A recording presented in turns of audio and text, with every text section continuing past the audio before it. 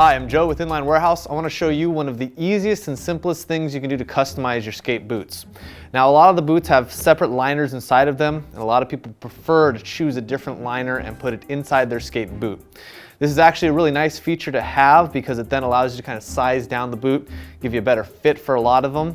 You'll want to definitely check out our liner size and skate boot video as well to kind of get an idea of what size liners will fit in what size boots, because many of the shells for these boots will actually be variable size. So you'll want to make sure to check that video out as well. First thing you want to make sure that you can do is actually change the liner out of the skate.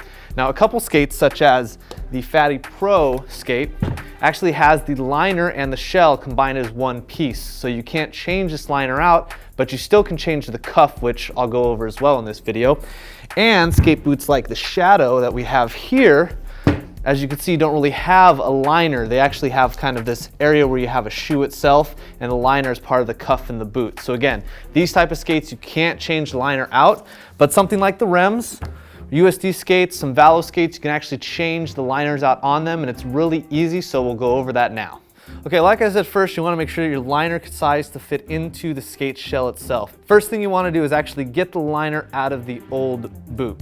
Now, the biggest thing with this is that some of the liners themselves are attached in certain ways to the boot. So the first thing you do always is get the buckle and the straps off of it so you can easily access the liner, as well as any actual lacing as well. You want to get that all out of the way, specifically if the lacing is tied to the shell. Now, on this specific skate, the Rems OS4, it's not tied to the shell, it's tied to the liner, so that's going to make it a little easier there.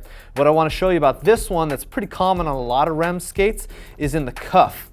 Now, in the cuff, there's actually parts of the shell which go into the liner.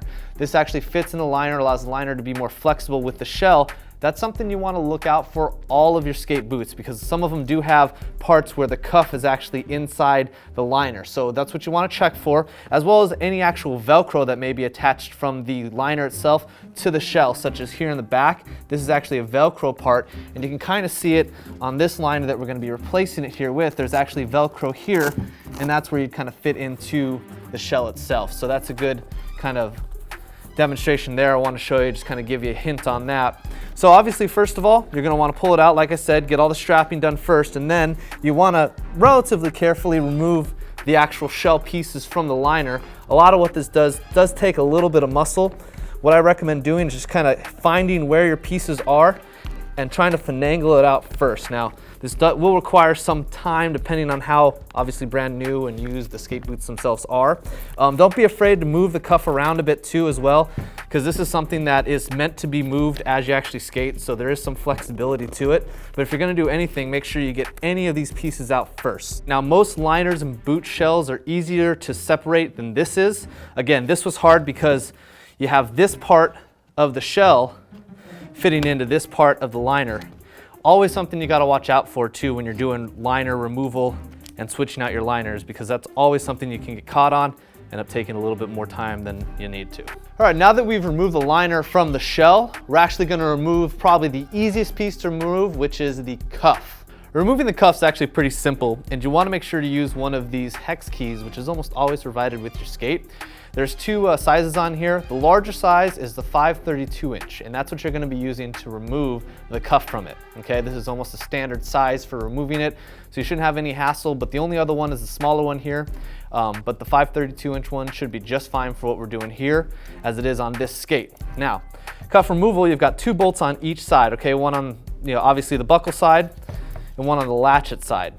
Biggest thing that I want to make sure to stress about this is when you're removing it, you want to make sure that the liner is out, so you can put your hand in there and actually make sure to press on the opposite side of there, because on the inside there's a T-nut and you don't want to lose that. So it's important to make sure you're pressing up against that, because it'll help with your rotation when getting it out, as well as making sure that you don't lose it. So I'll show you how that's done real quick, because that's a pretty simple process of just putting it in and making sure that you're screwing it the right way so you can get it loose. And sometimes it is going to be a little tight at first, as always, because these are from the manufacturer done as tight as possible to make sure that they're not going to come loose while you're skating. As you can see, it does come out pretty easy. It's a pretty short one, like I said. That's why you're going to want to make sure to hold on to the other side. And as you can see, that automatically removes that. And we can do the same one on the opposite side here. Like I said, make sure to put your hand in there in some way and get it tight. And Now we remove it. Got to turn it the right way, obviously, but just a few turns. This comes loose like it's supposed to, and your cuff comes loose. Now generally once you get your cuff loose, this is where you're going to want to replace your buckles, because it's easier to be replacing those pieces since they do have smaller bolts while the cuff is loose. And like I said, if you don't hang on to it, sometimes your T-nut does come loose. So you always want to make sure you keep these pieces handy because you'll want to reuse these when replacing the cuff on the skate boot. Replacing and installing the cuffs is just as easy as it is removing it. So if you have any questions, check us out at inlinewarehouse.com.